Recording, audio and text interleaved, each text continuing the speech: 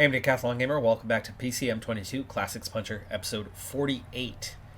We continue on with our journey to try and win the green jersey at the Tour de France, the points jersey. We lead the classification right now by 49 points with 5 stages to go, but only 4 of those are competitive stages, with a time trial being the other one. Today, easy 20 points. Something we can't say about most stages. Let's hope we end up with a large breakaway. At the moment, there's not that many that are off the front. Van Aert and Barguil are with me right now. They aren't a threat, though Van Aert does have a lot of points in the points classification. He does not seem to be bothering with contesting it, though I would imagine he's going to get a decent amount of points here. But with 16 off the front, and most of them being climbers, we're good. We're going to get our 20 points today. That's going to be a big help. Also, nobody else is going to get what they need. I think realistically, I need to enter the last 3 stages of this tour with a 70-point advantage minimum. And with a 49-point advantage following today, we should be at 69 points, meaning quite close. I think following today, following this 20 points, if I do in fact get it, if nothing crazy happens, I believe at that point it will eliminate everyone in the classification except the guy who sits in second place, Arnaud Dalai. So Dalai is the only threat that remains. One more mountain stage on the stage following this one, and then we have 2 sprint stages with the time trial sandwiched in between. Of course, the Champs-Élysées, the final of those 2. So as we are preparing with 6K to go for the intermediate sprint, take a turn on the front. I've got plenty of energy for it, 5K to go. -2 race day condition, which is nothing unusual about that at this point in the tour with my very weak race day condition, or recovery attribute, that is. 2K to go. 1.2, tacking for the line, going all in for that, and we've got it. We can also set up and go back to the peloton from here, as we do not need it anymore, and we now have that 69-point advantage. You can see Van Aert is 28 points further behind. He's not quite mathematically eliminated, so kind of a refresher on the points. You know what? Let's take that refresher into the next stage. I'm going to back up and just see this stage out. So -3 for today's race day condition. Again, the fatigue part just taking its toll on me. Kind of getting hit doubly on everything. We have low recovery, therefore we are fatigued. We are fatigued, therefore we experience even lower race day conditions, and not just, your green bar starts out already drained more than a quarter of the way and almost to the point where your maximum begins to fade. So, that kind of silly double dipping of you're tired by the end of the tour, but it really packs a punch. And this is the only climb, and I'm getting I'm going a 99 and I'm getting dropped just because I have no red bar. These guys are that much faster than me climbing. There we go. Okay, well, at least the secondary group was here and still trying to catch up. 12 riders are going to make up this breakaway. And getting that recovery in today should be easy points, but there is a little climb just before it, and you can see just how poor I am at this point in this race that I couldn't even keep up with that. Okay, we've made the breakaway though. 20 points today would just about do it, because here's the thing: a normal stage, anything punchy, anything mountainous, has 30 points at the finish line, but each and every intermediate sprint is worth 20. That's maximum if you're the first one crossing the line. The sprint stages though have 50 points available at the end, and Arnaud Dalai has been dominating the sprints in this race. He has won, I believe, something like 4 stages already, including both of the last 2 sprint stages. It might be 3, but either way, he's been right near the top throughout the sprint classifications. Now, Koij did a couple strong ones early on, but has since kind of fallen off and not been competitive, though he's had +5s every single day. Lavelle, Kois, Vlasov most days, and Schelling most days, plus fives. I, on the other hand, have not, but this is not an objective. Hey, we're almost there, 4K to go. Oh my gosh, I almost missed my intermediate sprint. 3K to go. 2.5, 2.4, 2.3.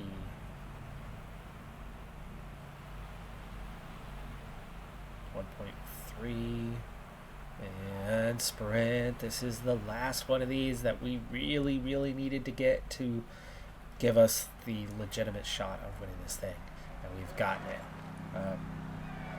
Van Aert is up to third and was here as well. He has slowly closed that gap down on Delay,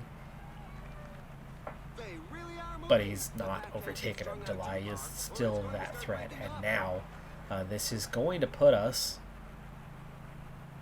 with, I think, enough of a gap that we should be able to do this. 86 points over Delay, 87 over Van Aert. Everybody else is, I think, mathematically eliminated. So those two stages, you have 50 at the finish line, and Delay is an obvious threat. Let's assume that he wins both. That's 100 points. Let's assume that the intermediate sprints don't have, as they're not big mountainous stages, let's assume that it's a small breakaway. 4 riders, 5 riders, maybe 7 riders. There's going to be points available. So let's assume that he's going to pick up a quality amount of points. I want to kind of check. Nope, we've already been dropped. So let's climb at our pace. 74, 73 should just about do it. Keep the heart rate low. I've got a 3-minute advantage. I'll come back slowly towards the peloton, and then just kind of climb my pace for this All's Cat. The Abisk, called the Abisk. Right, so assume he's going to get 100. Assume that he's going to pick up 10 to 20 points on those intermediate sprints as well. So let's say he can get upwards of 120 points the rest of the way. Now, I don't have a 120 point advantage as of right now. What did I say it was at? It's 89. 89 point advantage. So our job is not done. We still have not finished the job as of yet, as I drift backwards and don't have any protection right now. Okay, assuming he gets 120, I have an 89 point lead, meaning I need at least 30 more points between now and the Champs-Élysées, the finish in Paris. I do have 2 intermediate sprints though, so I'm hoping to be in the break, because looking at our recovery, looking at how we start each stage, unless I have a strong +3, +4, +5 race day condition, which is unlikely. I have 0 for modifiers, and I have a lot of negative bonuses to kind of hurt. Almost to the top here. I have a lot. Wow, 13 minutes down already. I have a lot of negative bonuses, so I would expect a 0 or negative race day condition in those 2 stages. Plus the fatigue entering in means, we are very, very, very unlikely to contend the final sprint for anything more than maybe 5 points, 10 points, and that would be a surprise if I'm still capable of that for either of those stages, even if it's just the flat Champs-Élysées stage. So assuming that I can't get any points at the finish line, the intermediate sprints are where it's going to be important for me, but there's 40 points potential there, and I think I need about 30 of them. So that is the assumption at this point in time. You can see just how tired I am right now. Making the time cut today is going to be not the easiest, but we're only 13 minutes down right now. And actually, for the first time, I'm ahead of Koish. I'm ahead of Grunewagen at this stage. I've been the last finisher on the team for quite a few stages of late, with the fatigue levels that I've been carrying. So today should be better. Lavelle, go ahead and get water.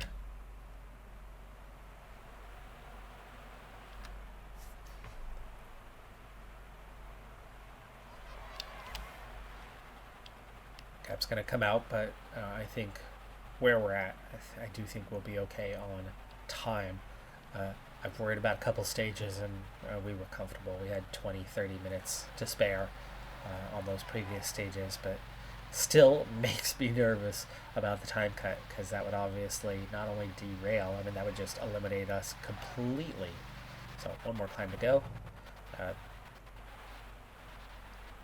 The leaders are already on it. I mean, that's how far behind we are. As we went over the top, they were already beginning the climb, but of course the descent happens relatively fast. But, we're almost a good half hour back. Into the valley below. Koish has caught us, so our group has been joined by a group behind, and Koish is in that group. We have another group ahead, though, that we are close to. And I'd like to know our time cutoff here soon, but the lead group are still on the climb itself, so that's a good sign for us at 27 minutes down.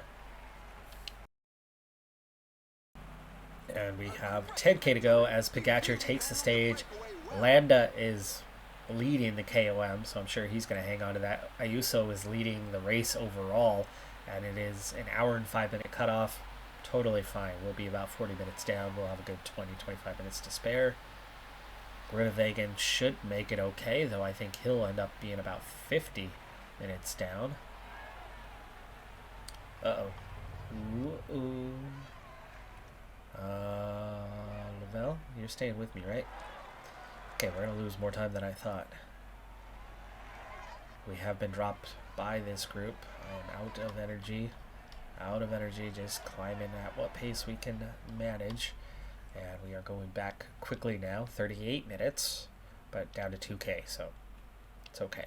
It's okay. Grunewagen at 48. His group won't quite catch us. We haven't lost that much ground on these guys. They're not pushing terribly hard, but yeah. Rough go. But we're done. We're done climbing, so we don't have to worry about time cuts any longer. One rider did miss the time cut today, but everybody else made it. 2 riders just coming in under seconds under the time cut. Otherwise, it would have been 3 missing the time cut today. So it was a reason to worry. But I found myself 40 minutes down. Pogacar, Landa, same time at the finish line, plus the time bonuses. Vauquelin, 77 Mountain, finished 3rd. Quintana Ayuso was just 23 seconds down. Is that enough to hang on to the overall lead? It is. He's got a minute 18 advantage. Only the time trial remains. So Ayuso, a 77 time trial. Pogacar, 77 time trial. You would expect that part of the podium will hold. Johannesson is not in danger from behind and not a threat to those ahead. So therefore, your podium should, in Paris, finish like that. Go do. Wow. Carapaz. I'm really shocked that you've got some average climbers littered all over the top 10 of this race. And Vlasov is only 31st. We did not bring any sort of GC contenders. So the team's got to be thrilled with the fact that I have an 82-point lead over Van Aert now, who's moved into 2nd place. But again, Delay, just 4 points further back, has a much better shot in the next 2 stages. Though Van Aert hasn't really gone for it, but he does have an 80 sprint. But Delay, 81-83, and my 75, just not going to keep up with them, even if I wasn't a 65 recovery, practically dying in the saddle the last few days. But I am still alive. In the KOM, Landa has presumably claimed it. There's only 29 points in it, but I'm guessing those next couple of stages will not have that much in value, so he's probably got that one wrapped up. I also taking the under 25s as well, and UAE as the team classification. We were 16th as a team, but considering we didn't bring very many climbers to this one, a lot of sprint support guys. Now, of course, the team, they were out here for Koish, but I worked hard and out-earned him and put myself in the green jersey, and they kind of switched their support to me. And the moment they did, Koish has not done well at all. So kind of started with a crash, though, on one of the stages that cost him any points that day. But he did well early in the first week of this race, but he has not done anything since then. I, meanwhile, just dying in the saddle, a lot of negative race day conditions, am hanging in there. Alright, so I had a recording issue. I have not deleted my files in a while, even though I have 3 hard drives. It got full, but I caught on to it pretty quick, but we have missed the intermediate sprint. Here's the race situation. I claimed the 20 points at the intermediate sprint, and the breakaway, it looks like we are going to claim the stage. It does look like we are going to claim the stage. Our advantage over the field is getting greater and greater and greater. It's now 940 over the peloton. It's almost certain that we are going to now claim the stage. Now, I have a -2 on the race day condition, and I have a lot of fatigue. Stamina is a 78 today, so it is going to take a bit of a hit. Excuse me. My yellow bar is going to come down, and there's a little bit of climbing, a little bit. But the good news, KOM's already decided, so there's not going to be any big push there. And I have a wonderful chance of picking up additional points today, but also Delay getting nothing at the finish.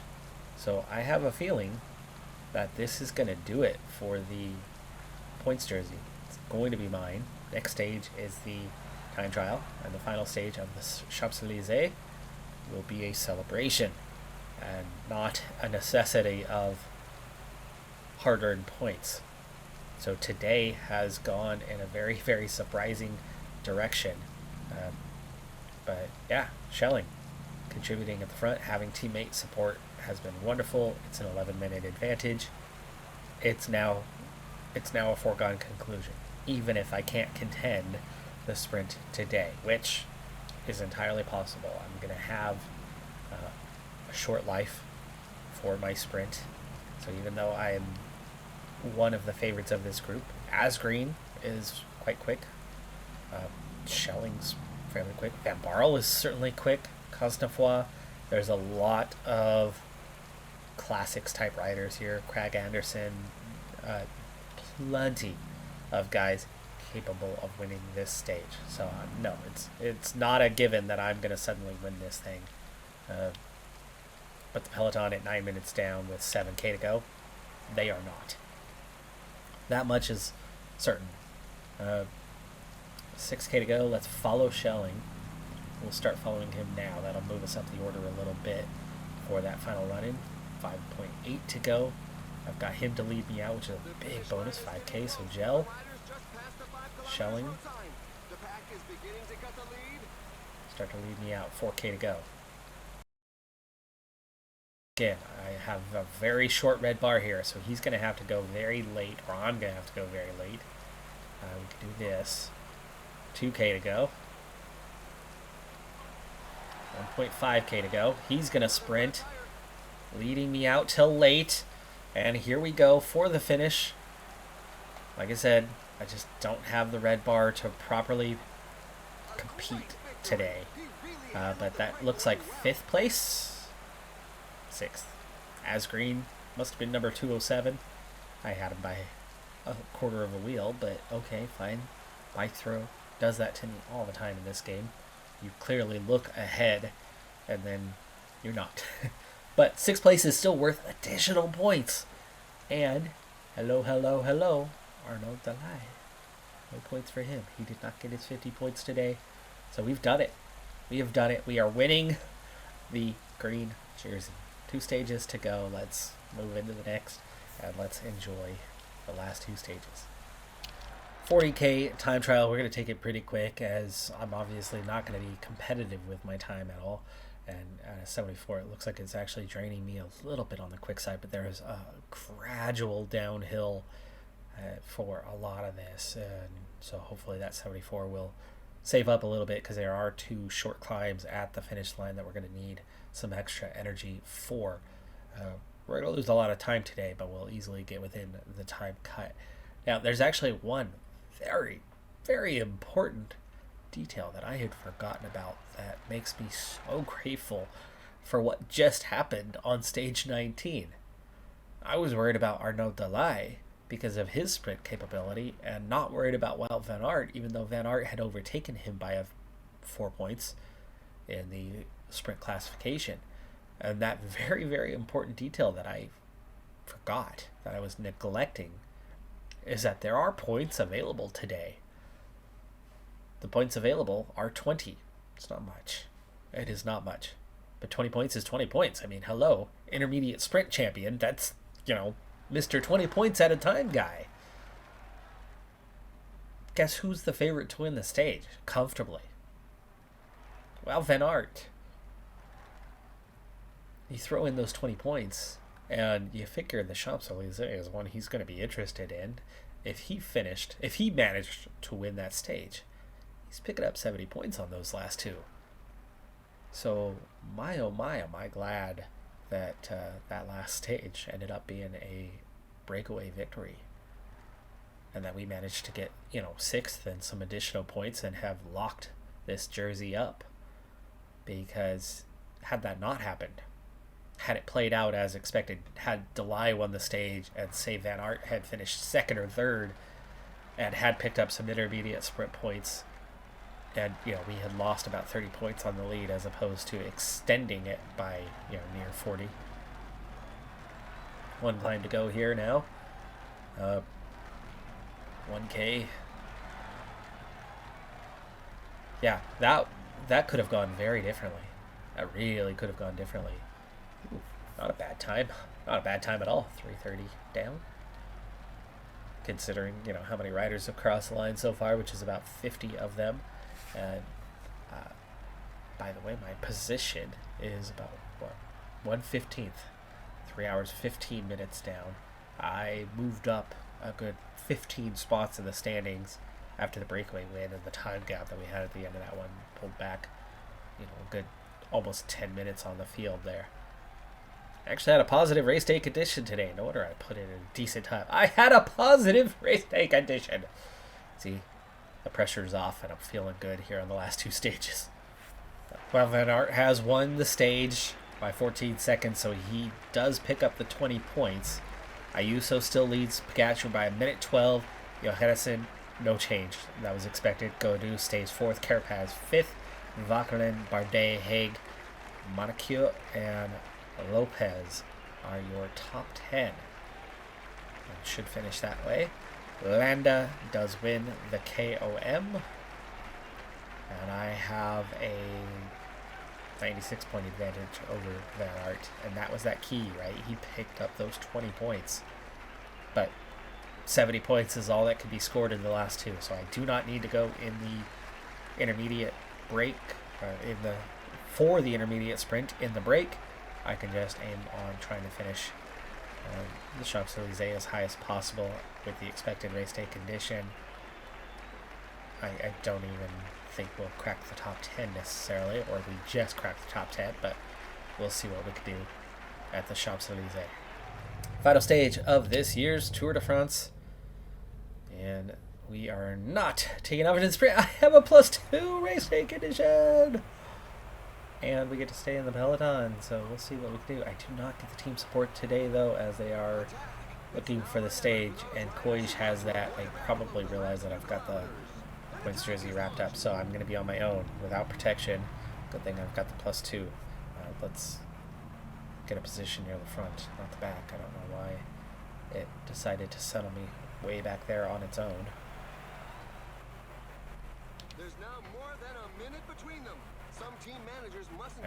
You know that breakaway is not going to win this one. There's the specialty stage that every team, every sprinter wants to claim.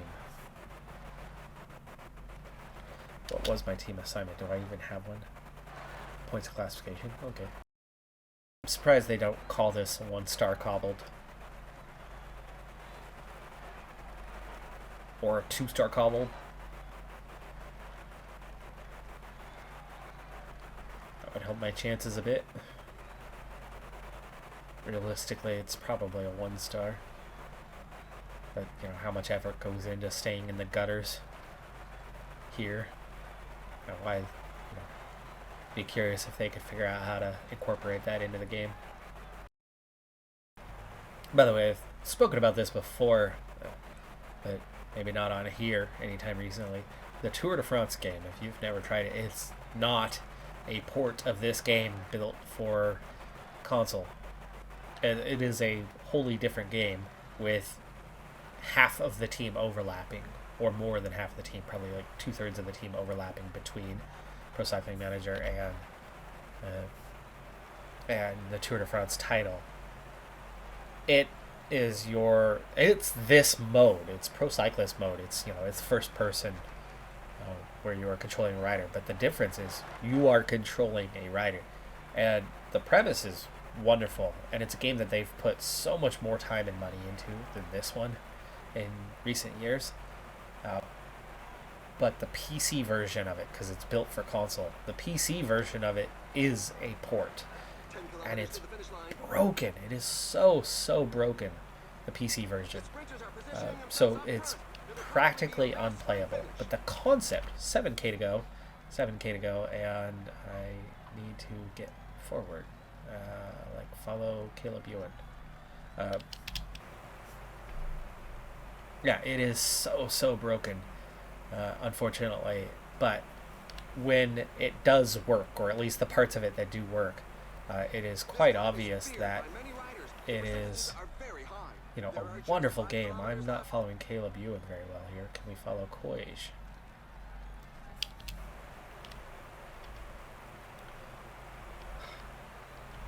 Seem to be making no real effort to get forward. Can we follow Delay? 4K to go, and I'm just not... Oh my gosh, I'm dropping further back! Arrow forward. 2.6. Anyway, I would love to see a merge of this and that. We are way too far back here. Just having to use our flat rating to get us up and into position and maybe crack the top 10 here as we come flying by some guys at the end. Red bar's all used up. Bauhaus takes the win ahead of Pedersen. Van Aert. Delay nowhere to be seen. He's not even going to crack the top 10. Neither am I. I get 12th. Ahead of Sam Bennett. Sam Bennett's here. Delay got 15th. Johannesson took 17th. Godu took 19th. So you start getting those GC guys coming in. Caleb Ewan only 10th for him. Disappointing. That was horribly disappointing for me. Koij got 5th. The whole follow thing went nowhere for me. Van Aert, almost. He's the one who picked up the majority of the points. He's going to stay second in the points classification. Anyway, I would love to see some sort of combination of this title and that title in terms of getting that realistic first-person play style and control into this game while still having all of the elements of the Pro Cycling Manager, the stuff that happens outside of your 3D race. This hasn't been updated in more than a decade. It's the same game that it was, and the little updates that you get are certainly outside of the race, the 3D race model, the match engine, game engine. It's been rumored for years that a new game engine is on the way, though, and I thought maybe it was going to come out this year, but from what I've seen, from what I've heard, from my interpretation of the hints that are being dropped, we might finally get that new engine for PCM22.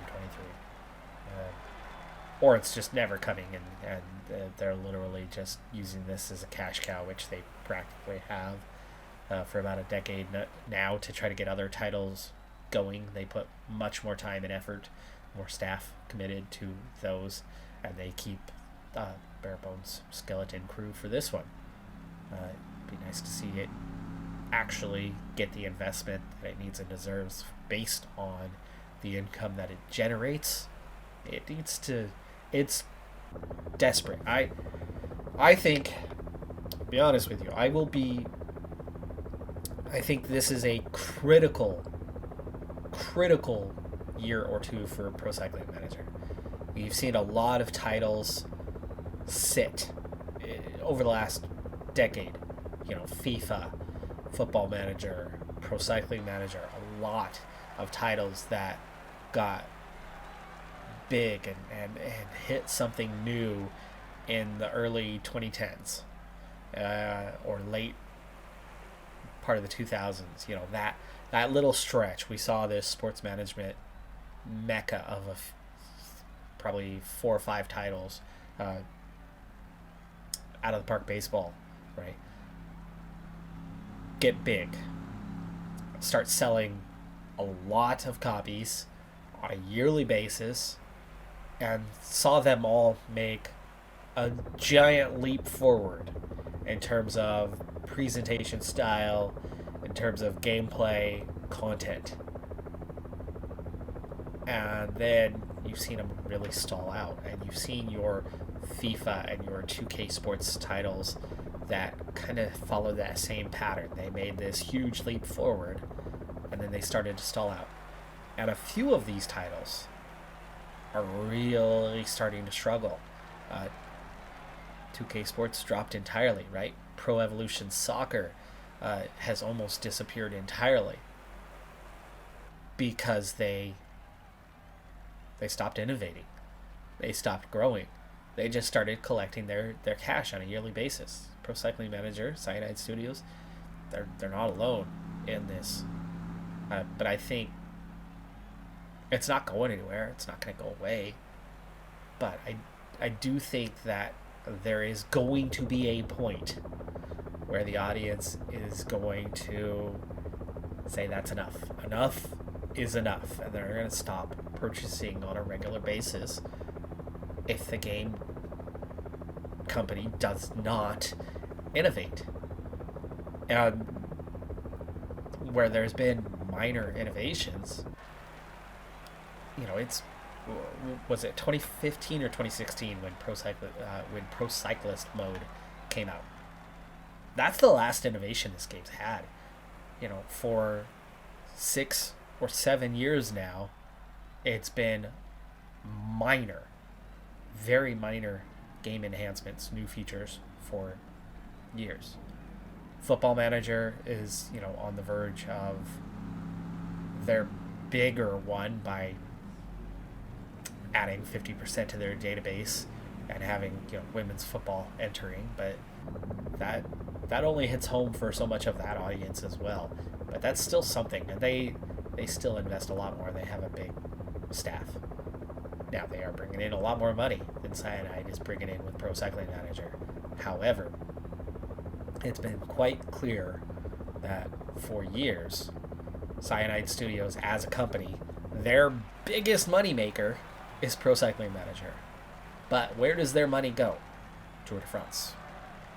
It doesn't make anywhere near what Pro Cycling Manager does. It has an audience that I would imagine sales-wise, I've tried to check on numbers, but it's just not available, especially on Tour de France. But it's probably got 10 to 15% of the audience compared to Pro Cycling Manager. And then, what else have they been investing in? Blood Bowl. They invested heavily in that werewolf title that I think may have been a bit of a bust, and so could be a wrench in the spokes of any progression here. But the studio, this makes the most money, but this has the smallest team. This makes the most money, but this gets the least time investment. They have to take 1 year just because of how long it's been. I mean, we're coming up on a decade since they've had a serious advancement in Pro Cycling Manager. If they want to stay relevant as a company, if they want to stay relevant as this being their big moneymaker, I know Blood Bowl has done fairly well too, but it's got a massive team compared to this. Maybe they're similar in numbers. Maybe Blood Bowl made more money. However, big difference is Blood Bowl has what, 2-3 editions? This is yearly. So long term, this is still brought out far more. And if you don't know, Pro Cycling Manager is what Cyanide started with. This is their original title. It's their only yearly release title that they've had throughout the history of the company. This is their moneymaker, their cash cow. But if they sit on it and don't innovate, I do feel that at some point, enough's going to be enough, and the audience is going to go away. So let's hope that new match engine, the new game engine, is coming. At the very least, I think that's the least that they can do, and it is time and money. It is a big investment. It is going to require a larger team than what they normally use. But at some point, they either commit to it and do it and keep the game relevant, keep the title relevant, or risk what it is inevitably going to come, because a title can only suffer so many years of really negative reviews of it's the same game, it's the same game, it's the same game, comment after comment after comment. Some of them eventually, like, you get that and you played it 5 years ago and you still won't buy it again because everybody keeps saying it's the same game, right?